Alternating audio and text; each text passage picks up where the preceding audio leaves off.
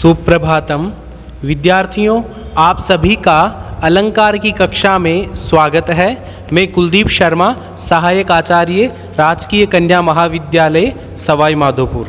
आज हम सभी श्लेष और स्वभावोक्ति अलंकार के बारे में पढ़ेंगे। श्लेष अलंकार है, उसका लक्षण कुछ इस प्रकार है।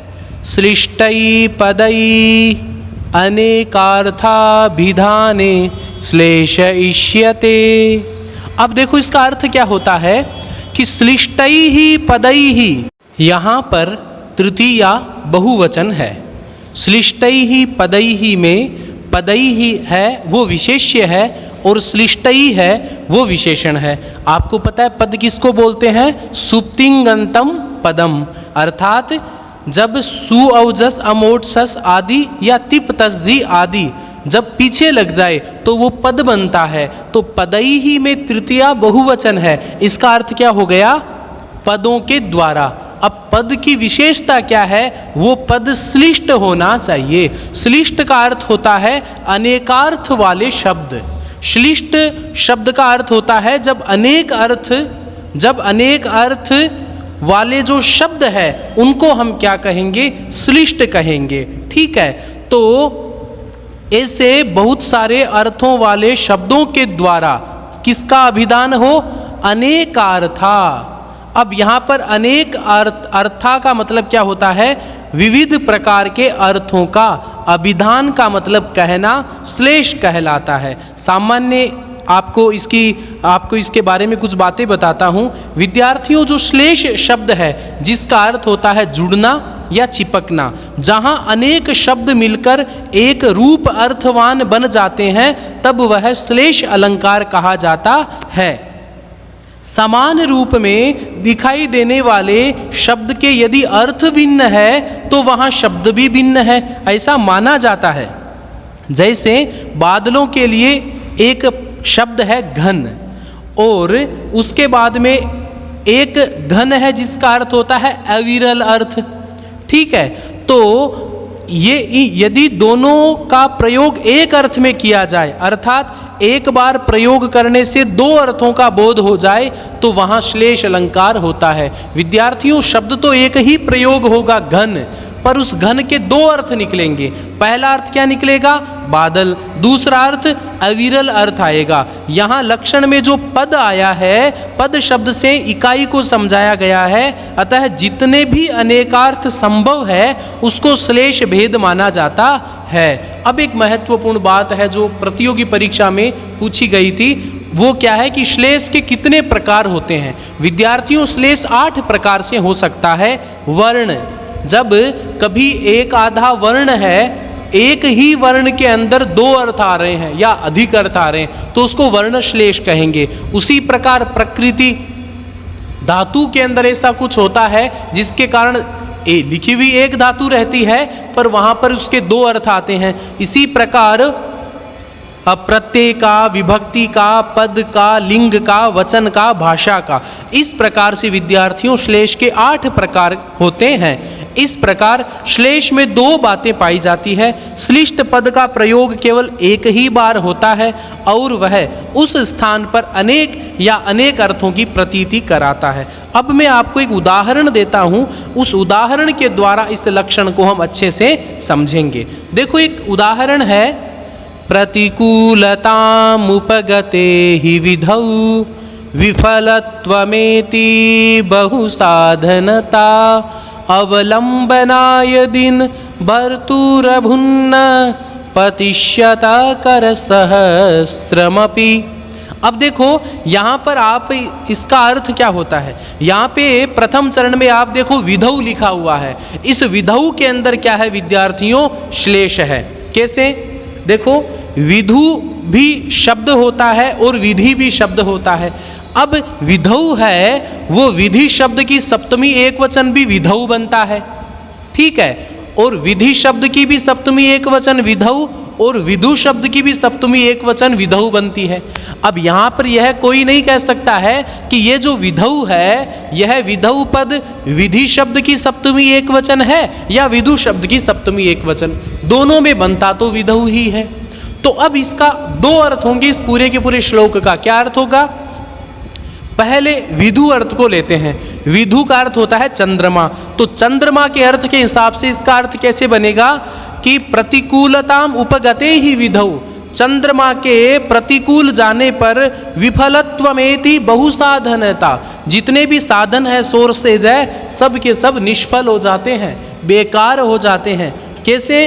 अवलंबनाय दिन भरतुरभुद्न, सायंकाल अस्त होने के समय गिरते हुए सूर्य को बचाने के लिए 1000 हाथ भी उसकी सहायता नहीं कर सकते हैं। तो विद्यार्थियों, ये तो हो गया किसके हिसाब से? चंद्रमा के हिसाब से। अब दूसरा विधि का अर्थ होता है भाग्य। क्या अर्थ होता है? भाग्य। तो उसके हिसाब से क्या अर्थ होगा कि भाग्य या विधाता के प्रतिकूल रहने पर क्या होता है? विधाता और भाग्य के प्रतिकूल होने पर अनेक साधन व्यर्थ हो जाते हैं। अब देखो, चंद्रमा जब उल्टा चलने लगे ना, तो सूरज में कितनी भी हिम्मत हो, सूरज की करोड़ों किरणें हो, पर उस सूरज को बचा नहीं सकती। उसी प्रकार से भाग्य के अर्थ में कैसे होगा? जब व्यक्ति का भाग्य प्रतिकूलताम उपगते, प्रतिकूलताम उपगच्छति, जब विपरीत जाता है ना व्यक्ति का भाग्य, तो क्या होता है? उसके पास जितने भी साधन और सोर्सेज हैं, सब के सब क्या हो जाते हैं? विफल हो जाते हैं। किस प्रकार? जिस प्रकार किसी समर्थ व्यक्ति के पास में हजारों हाथ है सहायता करने के लिए, फिर भी उस व्यक्ति का उन्नति नहीं हो सकती, वह व्यक्ति बच नहीं सकता। इस प्रकार से विद्यार्थियों, यहाँ पर विधौ और दूसरा इसमें कर सहस्त्रम अपि, यहाँ पर दोनों में श्लेष है। विधौ में एक अर्थ होता है चंद्रमा, दूसरा अर्थ होता है भाग्य, और कर सहस्त्रम में प्रकृतिगत श्लेष है। कर का अर्थ हाथ भी होता है और कर का अर्थ सूर्य की किरणें भी होता है। इस प्रकार से मैंने आपको एक उदाहरण के माध्यम से श्लेष अलंकार को स्पष्ट किया। एक दूसरा और उदाहरण है, बड़ा सुंदर सा है, आप इसको भी देख लीजिएगा। पृथुकार तस्वर पात्रम भूषित निशेष परिजनम देव विलसत करेणु गहनम संप्रति समम आवयोः सदनम। अब देखो इसका अर्थ क्या होता है? हे देव, पृष्ठ सुवर्ण के पात्र। अब इसमें ध्यान से देखिएगा, इसमें एक प्रथम चरण में जो पद है पृथुकार्त स्वर पात्रम, पृथुकार्त स्वर पात्रम है, इसके अंदर इसके दो अर्थ होंगे। पृथुकार्त स्वर पात्र के अंदर श्लेष अलंकार है। कैसे? देखो, एक अर्थ होता है पृथु का नाम आर्तस्वर, ये प्रतियोगी परीक्षा में पूछे जा सकते हैं छोटे छोटे शब्द। तो देखो, एक इसका विग्रह होगा, पृथुक शब्द का अर्थ होता है बच्चे, और आर्त स्वर का अर्थ होता है रोना, बच्चे के रोने की जगह को बोलते हैं। दूसरा अर्थ होता है पृथुनी विपुलानी कार्तस्वर पात्राणी, पृथु शब्द का अर्थ होता है अत्यधिक, और कार्त स्वर पात्र बोलते हैं सोने को, जहां पर सोने के बड़े बड़े पात्र हो, गोल्ड के बड़े बड़े पात्र हो, उसको बोलते हैं। तो पृथु कार्त स्वर पात्र में दो अर्थ है, शब्द एक ही है। एक का अर्थ तो होता है विद्यार्थियों पृथुक आर्त स्वर, मतलब बच्चे के रोने की आवाज वाला जगह, ठीक है। दूसरा अर्थ होता है पृथु मतलब अत्यधिक, कार्त स्वर बोलते हैं सोने को, जहां पर अत्यधिक सोने के बर्तन रहता है। समझ में आ गया? ठीक है। दूसरा इसमें होता है कि अब देखिएगा आगे, तो यहाँ पर क्या है, एक भिखारी है, वो राजा को बात बोलता है। इसका जरा अर्थ देखिएगा, श्लोक एक ही है, श्लेष के द्वारा उसके दो अर्थ निकलते हैं। वो राजा, वो भिखारी क्या बोलता है उस राजा को? हे देव, पृष्ठ सुवर्ण के पात्र, आपके घर में कौन क्या चीज है? सोने के पात्र है। और अपने अर्थ में वो क्या ले लेता है? मेरे घर में क्या है? बच्चे के रोने की आवाज है। देखो, शब्द एक है, उसके राजा के पक्ष में अर्थ जाता है कि आपके घर में पृथुकार्त स्वर पात्र है, आपके घर में सोने के पात्र है, और मेरा घर भी पृथुकार्त स्वर पात्र है, मतलब बच्चे के रोने की आवाजें गूंजती है मेरे वाले घर में। आगे देखो क्या है, भूषित निशेष परिजनम देव। अब देखो, पहले इसमें ये जो है ना निशेष भूषित परिजनम देव, इसमें भी श्लेष है। इसका अर्थ क्या होता है? पहला अर्थ होगा निशेषाः भुवि उषिताः परिजना यत्र, जहाँ घर के सभी लोग जमीन पर सोते बैठते हैं। और दूसरा अर्थ क्या होगा? भूषिता निशेषा परिजना, अर्थात जहाँ पर सब लोग गहने पहने हुए हैं। तो वह भिखारी क्या बोलता है कि हे राजा, आपका घर भी कैसा है? भूषित निशेष परिजनम देव परिजनम। और मेरा घर कैसा है? वो भी भूषित निशेष परिजनम है। कैसा? राजा के अर्थ में यह होता है आपके घर के परिजन है वो गहने पहने हुए हैं, और मेरे घर के परिजन है वो कैसे हैं? वो जमीन पर सोते हैं। यह अर्थ हो गया। विलसत करेणु गहनम, विलसत करेणु गहनम में भी श्लेष अलंकार है। इसके भी दो अर्थ होते हैं। विलेषु सीदंती इति विलसत काहा, अर्थात जो बिलों में सोते हैं, अर्थात चूहों के बिलों के धूल से व्याप्त है। एक अर्थ तो यह हो गया। दूसरा हो गया विलसंति करेणु तया गहनम, सुशोभित हथिनी से युक्त। ठीक है, तो भिखारी के अर्थ में तो यह हो गया कि चूहों के बिल खोदने से मिट्टी बिखरी हुई है मेरे घर में। और राजा के अर्थ में क्या हो गया कि आपका जो घर है वो सुशोभित हथिनियों से युक्त है। तो विद्यार्थियों, एक एक शब्द है। संप्रति समम आवयो हो सदनम। भिखारी बोलता है हे राजा, हम दोनों का घर समान है। कैसे? पृथुकार्थ स्वर पात्र है, भूषित निशेष परिजनम है, विलसत करेणु गहनम है। इस प्रकार से विद्यार्थियों इसका हमें अर्थ हमने देखा। इस प्रकार से अनुप्रास, यमक और श्लेष, ये तीन शब्दालंकार हमने इस पर चर्चा की। विद्यार्थियों, आगे का जो अलंकार आता है उसका नाम है स्वभावोक्ति। स्वभावोक्ति में गुण संधि है।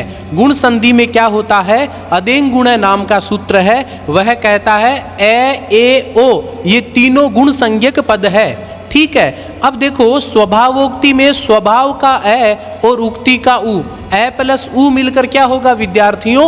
ओ हो जाएगा। स्वभाव, अपने भाव के अनुसार, उक्ति मतलब कहना। अब देखो इसका लक्षण क्या है स्वभावोक्ति का? स्वभावोक्ति ही असौ चारु यथावद वस्तु वर्णनम। अब देखो इसका अर्थ क्या होता है? यथावद वस्तु वर्णनम, जैसा का तैसा वस्तु का वर्णन करना। ये जब मैंने आरपीएससी में फर्स्ट ग्रेड का एग्जाम दिया था तब एक प्रश्न आया था, कई बच्चों के प्रश्न गलत हुआ था, इसलिए इसको आप थोड़ा ध्यान से समझिए इन लक्षणों को।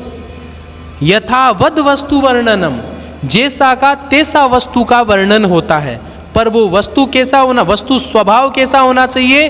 असौ चारु, सुंदर होना चाहिए। आप किसी भी चीज का जैसा वर्णन करो पर वह सुंदर होना चाहिए। आप जैसे मान लो बस स्टेशन पे बैठ गए और कागज से कुछ ना कुछ लिख रहे हैं कि यात्री आ रहे हैं, बसें आ रही है, व्यक्ति बैठे हैं, है ना, इस प्रकार के। एक कोई कवि होता है वो उसको कविता के माध्यम से उसका बिल्कुल जैसा का तैसा वर्णन कर देता है। कवि वाली बात में थोड़ी चारुता होती है, सुंदरता होती है, हमारी बात में यथावत वस्तु वर्णन हो जाता है। तो स्वभावोक्ति में एक शर्त है। शर्त क्या है?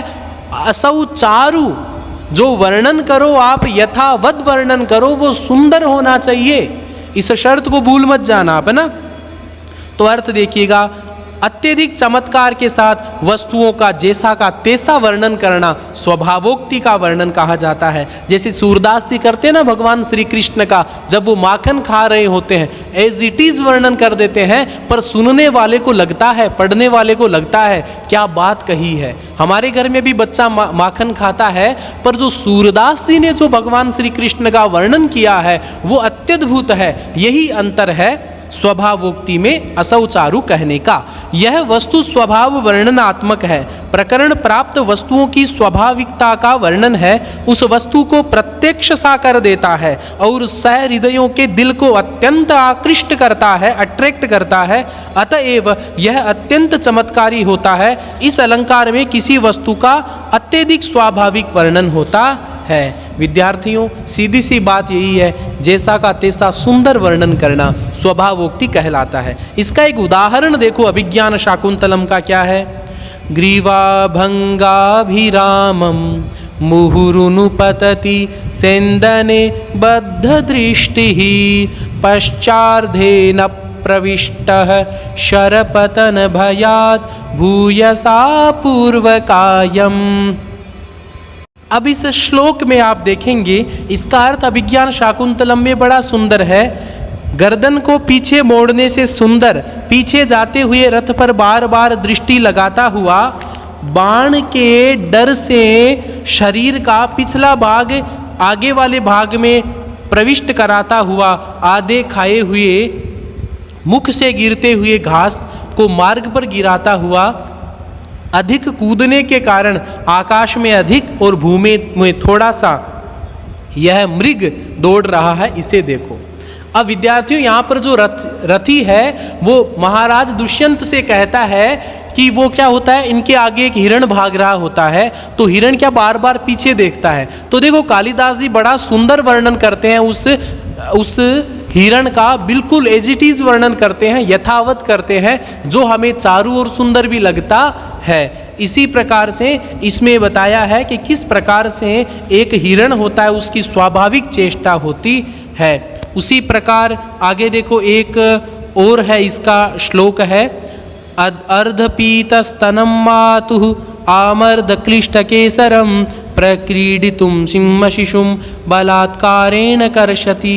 देखो, जिसने अभी माता के आधे ही स्तनों का दूध पिया है, खींचने में रगड़ से जिसके कंधों पर के बाल इधर उधर बिखर गए हैं, ऐसे शेर के बच्चे के साथ खेलने के लिए बलपूर्वक खींच रहा है। अब इसमें दुष्यंत का बेटा सर्वदमन है, जो भरत रूप में प्रसिद्ध होता है, उसके साथ में वो शेर के बच्चे के साथ में खेलना चाहता है। अब देखो, उसका बड़ा सुंदर सा वर्णन करते हैं कालिदास जी, यथावत होता है, एज इट इज वर्णन होता है, पर हमें वह सुंदर भी लगता है। इस प्रकार से विद्यार्थियों, स्वभावोक्ति अलंकार का कालिदास जी ने अभिज्ञान शाकुंतलम में किया है। इसी प्रकार नाटक के 5वें अंक में कंचुकी होता है, उसके बुढ़ापे का वर्णन किया है बहुत अच्छा, और 7वें अंक में सर्वदमन भरत का वर्णन किया है।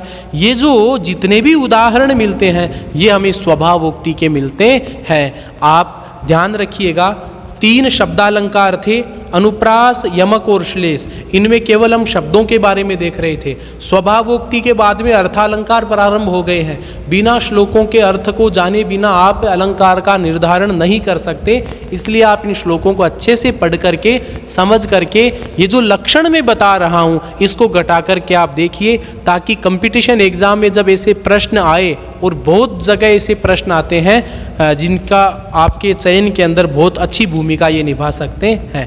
आज के लिए इतना ही विद्यार्थियों। आज की कक्षा में हमने श्लेष और स्वभावोक्ति पढ़ा।